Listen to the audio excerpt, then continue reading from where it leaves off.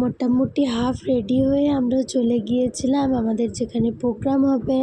আর যাওয়ার সময় আমাদের একটু রাস্তায় দাঁড়াতে হয়েছিল, কারণ সেদিন ছিল রামনবমী আর র্যালি বেরিয়েছিল। তো সমস্ত বৈতরণী পার করে তারপর আমরা আমাদের উদ্দেশ্যে পৌঁছে গিয়েছিলাম। আর এখানে দেখো মন্দিরটা কতটা সুন্দর, তাই না? এখানেই ছিল আমাদের প্রোগ্রাম।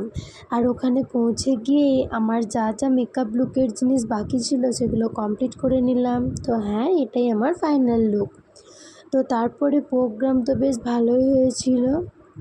আর খাওয়া দাওয়া করে তারপর বাড়ি ফেরার জন্য বেরিয়ে পড়ি।